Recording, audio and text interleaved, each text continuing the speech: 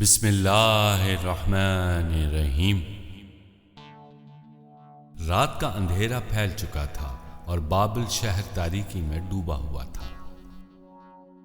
جد الانبیاء سیدنا ابراہیم علیہ السلام اپنے باپ آزر کے پاس آئے اور کہا، ابا جان، مجھے اندیشہ ہے کہ بابل کے شہریوں نے جو اللہ تعالیٰ کی بغاوت شروع کر رکھی ہے اس کی وجہ سے ان کے ساتھ ضرور کچھ ہونے والا ہے، لہٰذا ہمیں اس شہر کو فوری طور پر چھوڑ دینا چاہیے۔ آزر نے شفقت بھری نگاہوں سے ابراہیم کی طرف دیکھا اور خاموشی سے آنے والے حالات کے متعلق سوچنے لگا۔ پچھلے کچھ عرصے میں ابراہیم علیہ السلام اور ان کے خاندان کے ساتھ جو واقعات و حادثات پیش آئے تھے، ان کے پیش نظر ابراہیم علیہ السلام کا مشورہ بہت معقول تھا۔ آزر جانتا تھا کہ بابل کے لوگ، خاص طور پر نمرود نے اپنے تئیں ساری کوشش کی ہے کہ ابراہیم علیہ السلام کو ختم کر دیا جائے، لیکن اللہ رب العزت نے ان کافروں کو ہر سازش میں ناکام کر کے نہ صرف ابراہیم علیہ السلام کو سچا ثابت کیا بلکہ نمرود کو رسوائی سے بھی دو چار کیا۔ لیکن نمرود چونکہ بادشاہ اور تکبر کی وجہ سے خود کو ہی خدا کہلواتا تھا، اس نے یہ جانتے ہوئے بھی کہ ابراہیم علیہ السلام سچائی اور حق کی دعوت دیتا ہے، ان کے ساتھ دشمنی جاری رکھی اور انہیں خاندان سمیت تکالیف دینا شروع کر دی۔ حضرت ابراہیم نے مناظرے کے دوران ہونے والی شکست میں نمرود غصے سے بھرا بیٹھا ہوا تھا۔ بتوں کو توڑنے پر اس نے ابراہیم علیہ السلام کو آگ میں جلانے کی کوشش کی، لیکن اللہ تعالیٰ نے اپنے پیارے نبی کو آگ سے زندہ سلامت بچا لیا۔ نمرود اور بابل کے سرکردہ لوگوں نے اس سے سبق سیکھنے کے بجائے ابراہیم علیہ السلام کو تنگ کرنا شروع کر دیا۔ ان کے حالات اس قدر تنگ کر دیے کہ انہیں یہ شہر چھوڑنے کے متعلق سوچنا پڑا۔ آزر نے ابراہیم علیہ السلام کی بات پر غور کیا تو بیتے دنوں کے مطابق اپنے بیٹے کی بات ماننے میں ہی مصلحت سمجھی۔ اس نے ابراہیم علیہ السلام کی بات تسلیم کرتے ہوئے کہا، ابراہیم، ہمیں یہاں سے نکل جانا چاہیے۔ انبیاء کرام جس بستی یا شہر میں رہتے ہوں، وہاں سے وہ اللہ تعالیٰ کے حکم کے بغیر کسی دوسرے علاقے کی طرف ہجرت نہیں کر سکتے۔ یوں ابراہیم علیہ السلام بھی اللہ تعالیٰ کے حکم کا انتظار کرنے لگے۔ آزر نے گھر والوں کو حکم دیا تھا کہ گھر کا تمام سامان باندھ کر رکھ دیا جائے تاکہ جس وقت بھی شہر چھوڑنے کا پروگرام بنے تو کوچ کرنے میں آسانی رہے۔ گھر کا سامان بن گیا تو حکم ربی کا انتظار رہنے لگا۔ بابل شہر کے حالات بہت کشیدہ ہو گئے تھے۔ نمرود ابراہیم علیہ السلام کی جان کا دشمن بن گیا تھا۔ بالآخر ایک رات اللہ تعالیٰ کی طرف سے وحی آئی اور ابراہیم علیہ السلام کو اللہ تعالیٰ کی طرف سے حکم ہوا کہ وہ بابل چھوڑ کر ہاران کی طرف چلے جائیں۔ بابل شہر سے مغرب کی طرف سفر کریں تو 300 میل کی دوری پر ہاران شہر آباد تھا۔ ہاران شہر اس وقت کی بہت بڑی تجارتی منڈی تھا۔ اس شہر میں موصل، شام اور روم سے ایک لمبی سڑک آتی تھی جس کے ذریعے تجارتی قافلے اپنا سامان لے کر ہاران آتے تھے۔ بابل شہر کی طرح ہاران شہر کے لوگ بھی بت پرستی میں ڈوبے ہوئے تھے۔ ہاران کا گورنر بھی بہت بڑا بت پرست تھا۔ اس نے اپنی رعایا پر ٹیکس لگا رکھا تھا اور ہاران میں اس کی اجازت کے بغیر کسی کو بھی کوئی کام کرنے کی اجازت نہ تھی۔ ابراہیم علیہ السلام اپنے باپ آزر، بھائی اور اس کی بیوی ملکہ، اپنے بھتیجے لوط اور بیوی سارہ علیہ السلام کے ساتھ بابل شہر سے ہجرت کر کے ہاران کی طرف چل دیے۔ کئی دنوں کی تکلیفوں بھری لمبی مسافت کے بعد یہ چھوٹا سا قافلہ ہاران پہنچنے میں کامیاب ہو گیا۔ ہاران شہر کے باہر ایک لمبا چوڑا میدان تھا۔ ابراہیم علیہ السلام نے اپنے خاندان کے ساتھ اس میدان میں پڑاؤ کیا اور وہاں رہائش اختیار کر لی۔ اللہ کا نبی جس علاقے میں بھی ہو اس کا کام دعوت الہی ہے۔ چنانچہ ہاران پہنچنے کے بعد یہاں بھی ابراہیم علیہ السلام نے شرک میں ڈوبے ہوئے وہاں کے لوگوں کو ایک اللہ کی دعوت دینا شروع کر دی۔ ہاران میں ٹھہرے ابھی تھوڑا ہی عرصہ گزرا تھا کہ سیدنا ابراہیم علیہ السلام کا باپ آزر فوت ہو گیا۔ ابراہیم علیہ السلام کی دعوت توحید پر بابل والوں کی طرح ہاران والوں نے بھی برا منایا اور ان کے خلاف ہو گئے۔ ابراہیم علیہ السلام کو ہاران میں دعوت دیتے ہوئے 25 سال کا طویل ترین عرصہ بیت چکا تھا، لیکن وہاں کے بت پرستوں کا یہ حال تھا کہ وہ ابراہیم علیہ السلام کی بات ماننے کو تیار نہ تھے۔ اہل ہاران کی ضد اور ہٹ دھرمی حد سے بڑھی تو وہ ابراہیم علیہ السلام کی جان کے دشمن ہو گئے۔ اللہ تعالیٰ نے اپنے نبی کو وحی کے ذریعے یہ حکم دیا کہ اب ہاران کو بھی چھوڑ دو۔ ابراہیم علیہ السلام جان گئے کہ یہاں کے لوگ سدھرنے والے نہیں، چنانچہ انہوں نے ہاران چھوڑنے کی تیاری کر لی۔ وہ اپنے بھائی ناہور کے پاس گئے اور انہیں نئے حکم ربی سے آگاہ کیا۔ ناہور ہاران شہر میں اپنا کاروبار کرنے لگا تھا اور اس کا کاروبار بہت وسیع ہو گیا تھا۔ اس کے پیش نظر ناہور اور اس کی بیوی ملکہ نے ہاران چھوڑنے سے معذرت کر لی۔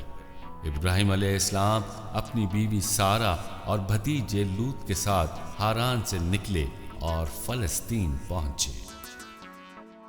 کچھ عرصہ فلسطین رہے، وہاں دعوت کا فریضہ سر انجام دیا، پھر 65 سال کی عمر میں مصر چلے آئے۔ سیدنا ابراہیم علیہ السلام نے اپنی گزر بسر کے لیے بھیڑ بکریاں رکھ لی۔ اللہ تعالیٰ نے ان میں اتنی برکت پیدا کر دی کہ وہ بہت سارے ریوڑ بن گئے۔ ایک سال بارش نہ ہونے سے وہ سرسبز میدان کہ جہاں ان کے گلے رہتے اور کھاتے پیتے تھے، جب کف و دست کی مانند بیابان بن گئے تو اللہ تعالیٰ کے حکم سے آپ نے ڈھول ڈنگر سمیت اپنے اہل خانہ کو ساتھ لیا اور مصر کی طرف کوچ کر آئے۔ مولانا ذکریہ زاہد اپنی کتاب ابراہیم میں لکھتے ہیں، اس دور میں مصر میں سنان بن الوان حاکم تھا جو انتہائی بدقماش قسم کا انسان تھا۔ اس کے درباریوں میں سے کسی نے اس کو اطلاع دی کہ یہاں بابل کا ایک قافلہ آیا ہوا ہے جس کے ساتھ ایک نہایت خوبصورت عورت ہے، تو اس نے حکم دیا کہ اس بیوی کو میرے پاس پکڑ لاؤ۔ قاصد نے آ کر پوچھا، آپ کا نام کیا ہے؟ فرمایا، ابراہیم۔ تمہارے ساتھ کون ہے؟ آپ نے خیال کیا کہ اگر اپنی بیوی کہہ دیا تو کہیں وہ قتل ہی نہ کروا دے، لہذا فرمایا، میری بہن ہے۔ اس نے کہا، بادشاہ سلامت نے انہیں دربار میں بلوایا ہے۔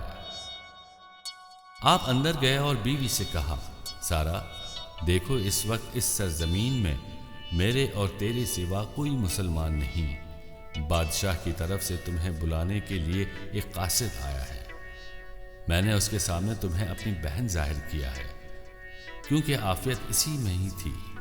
اگر وہ تم سے پوچھے تو مجھے جھوٹا نہ کر دینا۔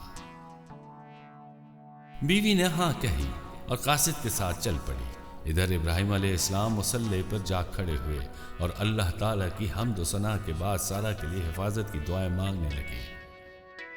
بادشاہ کو سارہ کے پہنچنے کی اطلاع دی گئی۔ اس نے بلوا بھیجا اور کہا کہ اسے بنا سنوار کر میرے سامنے پیش کرو۔ چنانچہ سیدہ سارہ جب بادشاہ کے سامنے آئیں تو وہ آپ کو دیکھ کر مبہوت رہ گیا اور پھر انہیں تخلیے میں لے گیا۔ آگے بڑھنے کی کوشش کی تو اللہ تعالیٰ نے اس کے ہاتھوں کو شل کر دیا اور اس پر راشا طاری ہو گیا۔ وہ جان گیا کہ یہ کوئی معمولی عورت نہیں ہے، اس کا کوئی خاص معاملہ ہے۔ گڑ گڑا کر التجا کرنے لگا، میرے لیے دعا کریں، اگر میں درست ہو گیا تو آپ پر بالکل دست درازی نہ کروں گا بلکہ اچھا سلوک کروں گا اور آپ کو چھوڑ دوں گا۔ چنانچہ سیدہ سارہ نے دعا کی، اللہ اگر یہ سچا ہے تو اسے درگزر فرما۔ اللہ نے دعا قبول فرمائی اور اسے درست کر دیا۔ بادشاہ نے سارہ علیہ کو بہت عظیم جانا اور پھر کچھ دیر غور و فکر کرنے کے بعد اپنی بیٹی ہاجرہ کو بلوایا اور اسے ان کے سپرد کرتے ہوئے کہا، اسے اپنے ساتھ لے جائیں تاکہ ساری عمر یہ آپ کی خدمت کر سکے۔ آپ اسے ساتھ لیے واپس ابراہیم علیہ السلام کے پاس آ گئیں۔ ابراہیم علیہ السلام ابھی تک نماز کی حالت میں تھے۔ جب قدموں کی آواز سنی تو نماز کو مختصر کیا اور فارغ ہو کر پوچھا، ہاں کیا ہوا؟ تو سیدہ سارہ نے مکمل قصہ بیان کیا اور کہا کہ اللہ عز و جل نے کافروں کی سازش کو ناکام کیا اور ہمیں سرخ روح فرمایا، اور دیکھو اس نے اپنی بیٹی کو ہماری خدمت میں دے دیا۔ ابراہیم علیہ السلام بہت خوش ہوئے اور اللہ تعالیٰ کی حمد بیان کی۔ اس واقعے کے بعد سیدنا ابراہیم علیہ السلام کو یہ فکر دامن گیر ہو گئی کہ ہو سکتا ہے کہ ایسا کوئی واقعہ پھر رونما ہو جائے۔ چنانچہ انہوں نے مصر چھوڑنے کا فیصلہ کیا اور فلسطین کی طرف ہجرت کر گئے۔ فلسطین میں بھی انہوں نے تبلیغی مشن جاری رکھا جو ان کا نصب العین تھا۔ فلسطین میں سیدنا ابراہیم علیہ السلام دریائے یردن کے کنارے ایک جگہ ٹھہر گئے جس کو ہیبرون کہتے ہیں۔ یہاں ایک غار آپ نے خرید لی اور اس کے گرد اپنا مرکز قائم کیا، اور سکم میں بھی کچھ جگہ خرید لی، اور اب اس مقام کو نابلس کہتے ہیں۔ سیدہ ہاجرہ علیہ السلام سیدہ سارہ علیہ السلام کی بہت خدمت کرتی۔ سیدہ سارہ نے سیدنا ابراہیم علیہ السلام کو مشورہ دیا کہ میرے ہاں کوئی اولاد نہیں ہوئی، تو آپ اگر ہاجرہ سے نکاح کر لیں تو شاید یہ گھر آباد ہو جائے اور ہاجرہ سے کوئی اولاد ہو جائے۔ سیدنا ابراہیم علیہ السلام نے یہ بات قبول کر لی اور ہاجرہ سے نکاح کر لیا، مگر سیدہ سارہ نے سیدنا ابراہیم علیہ السلام سے کہا کہ آپ کو میری دو باتیں قبول کرنا ہوں گی، اس بات کا میرے ساتھ عہد کر لیں۔ سیدنا ابراہیم علیہ السلام نے اقرار کر لیا کہ میں آپ کی دو باتیں اگر دین کے خلاف نہ ہوئیں تو جب کہو گی مان لوں گا۔ سیدہ سارہ نے کہا کہ وہ کیا باتیں ہیں، آپ کو وقت آنے پر بتاؤں گی۔ کچھ عرصے کے بعد سیدہ ہاجرہ کے گھر سیدنا اسماعیل علیہ السلام کی پیدائش ہوئی۔ اس وقت سیدنا ابراہیم علیہ السلام کی عمر 84 برس تھی۔ ایک دن سیدنا ابراہیم علیہ السلام اپنے بچے کے ساتھ بہت پیار کر رہے تھے کہ سیدہ سارہ کی نظر ان پر پڑی اور ان کے دل میں حسد پیدا ہو گیا۔ سیدہ سارہ نے حسب وعدہ سیدنا ابراہیم علیہ السلام کو بات پوری کرنے کو کہا۔ سیدنا ابراہیم نے وعدہ پورا کرنے کے لیے پوچھا، آپ کیا چاہتی ہیں؟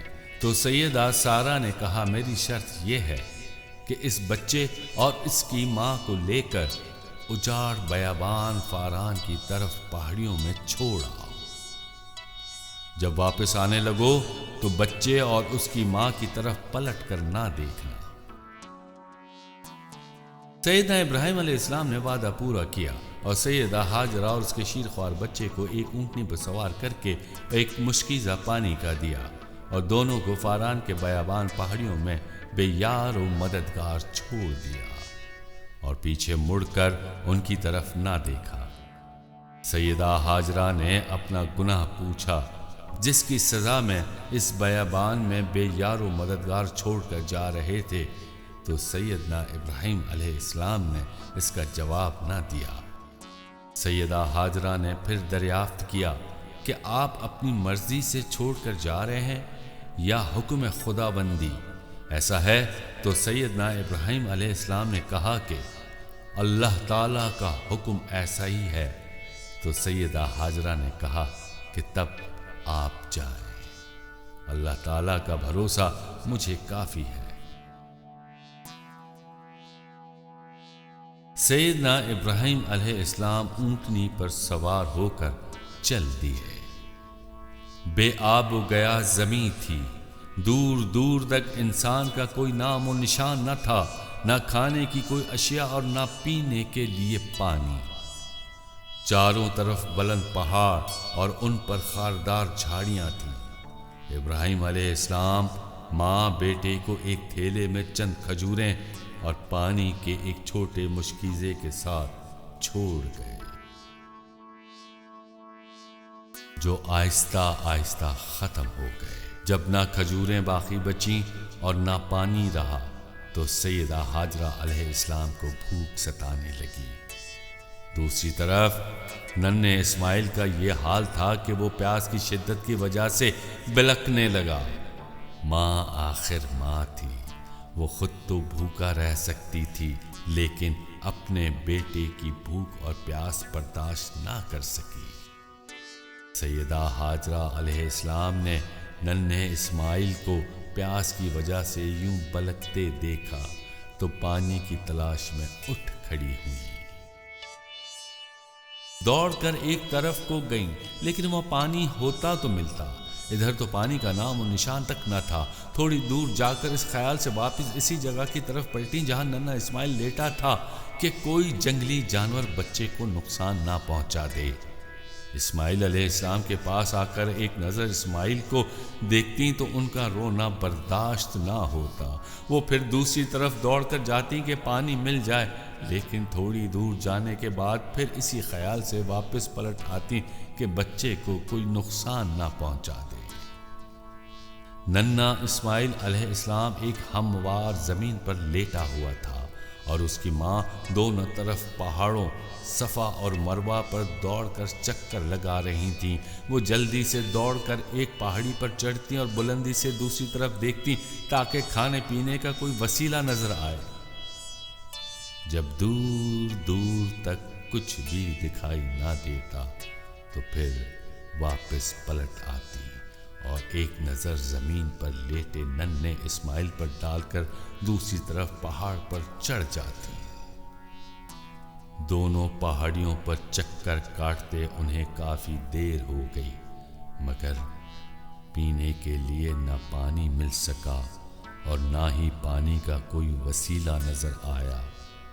وہ 7ویں مرتبہ مردہ پہاڑی کی چوٹی پر کھڑی تھی کہ ایک آواز سنائی دی۔ الف لام میم محمد عین علی، الف لام میم محمد عین علی۔